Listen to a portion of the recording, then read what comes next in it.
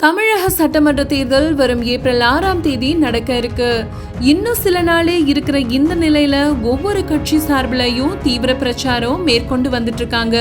அந்த வகையில தமிழக முதலமைச்சர் எடப்பாடி பெரும் கூட்டத்துல பேசி கொண்டிருந்த போது கூட்டத்துல இருந்த ஒருத்தவர் திடீர்னு சத்தம் போட்டு முதல்வரை நோக்கி பேச தொடங்கி இருக்காரு.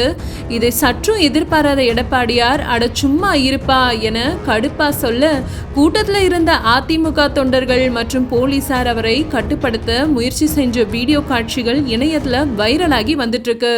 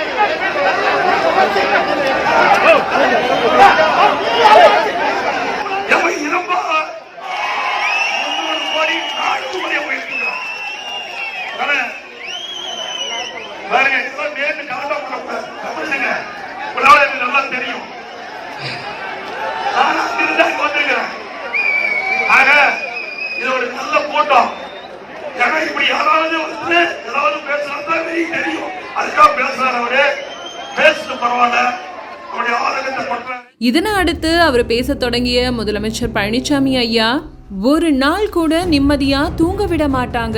எடப்பாடி பழனிசாமி ஐயாவுடைய குமுறல். தமிழக சட்டமன்ற தேர்தலுக்காக அனைத்து கட்சியினரும் தலைவர்களும் தீவிர வாக்கு சேகரிப்புல ஈடுபட்டு வந்துட்டு இருக்காங்க. குறிப்பா கட்சியோடைய முக்கிய தலைவர்கள் தமிழகம் முழுக்க அவங்களோட கூட்டணி கட்சி வேட்பாளர்களையும் ஆதரிச்சு தீவிர வாக்கு சேகரிப்புல ஈடுபட்டுட்டு வந்துட்டு இருக்காங்க. இந்த நிலையில பாத்தீங்கன்னா நேற்று விழுப்புரம் மாவட்டம் வானூர் தொகுதியில அதிமுக சார்பில் போட்டியிடும் வேட்பாளருக்கு ஆதரவு திரட்டி பிரச்சாரம் மேற்கொண்டு வந்துட்டு இருக்காரு முதல்வர் எடப்பாடி பழனிசாமி ஐயா. இப்போ பாத்தீங்கன்னா அதிமுகவை குறித்து அவதூறா பேசுவதையே வழக்கமா வச்சிட்டு இருக்காரு மு.க.ஸ்டாலின். முதலமைச்சராகி தாக்கு பிடிப்பது அப்படின்றது சாதாரண விஷயம் கிடையாது. என் அனுபவத்துல நான் அனுபவிச்சு பார்த்துட்டேன்.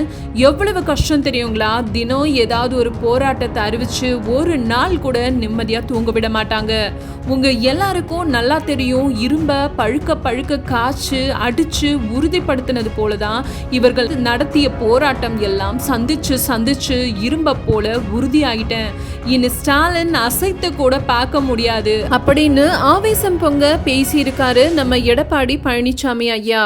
மேலும் பல முக்கிய தகவல்களுக்கு இணைந்திருங்கள் உங்கள் சக்சஸ் 7 சேனலுடன். நன்றி, வணக்கம்.